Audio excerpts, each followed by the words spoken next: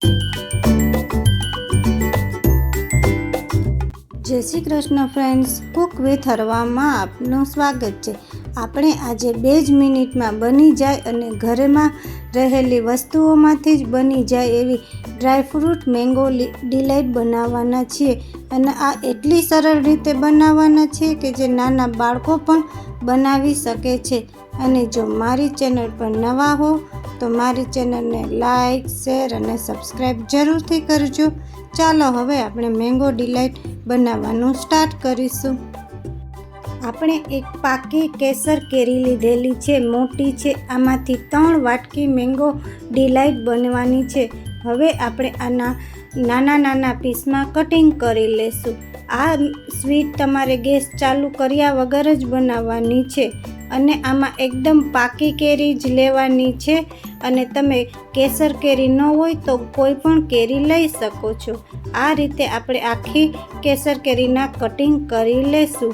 હવે એક મોટો બાઉલ લેશું, તેમાં મેં ઘરની 1 કપ ફ્રેશ મલાઈ લીધેલી છે।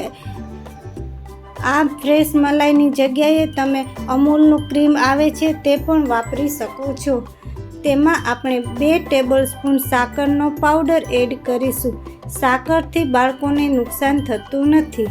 હવે આપણે એક હેન્ડ બ્લેન્ડર વડે એકદમ સરસ રીતે મિક્સ કરી દઈશું। આ એટલી 5 મિનિટ કરશો એટલે એકદમ સ્મૂથ બેટર જેવું તૈયાર થઈ જશે। અને આ જેટલી તમે સરસ કરશો એમ મેંગો ડિલાઇટનો ટેસ્ટ બહુ સરસ આવશે। આપણે બહારથી ક્રીમ લઈ આવેલા હોય એવું એકદમ સરસ ક્રીમ બનીને તૈયાર થઈ ગયેલું છે।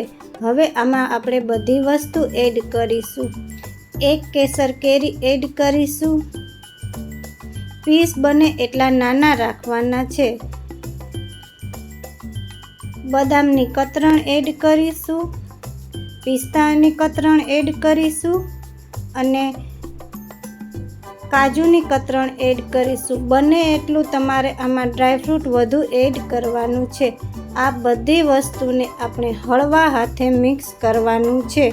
જો તમે ફટાફટ કરશો તો કેરીનો રસ નીકળશે, પણ આપણે ખાલી મિક્સ જ કરવાનું છે અને એકદમ થીક રાખવાનું છે। તમે જોઈ શકો છો કે 2 જ મિનિટમાં આપણી સ્વીટ બનીને તૈયાર થઈ ગયેલી છે।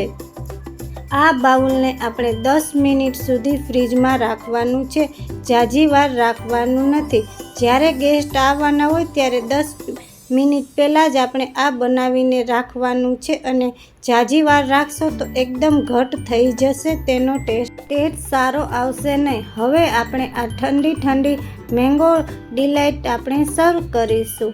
આ રીતના 3 બાઉલ આપણા બનીને તૈયાર થાય છે અને તેને પિસ્તા વડે ગાર્નિશ કરીશું। છે ને એકદમ ઇઝી।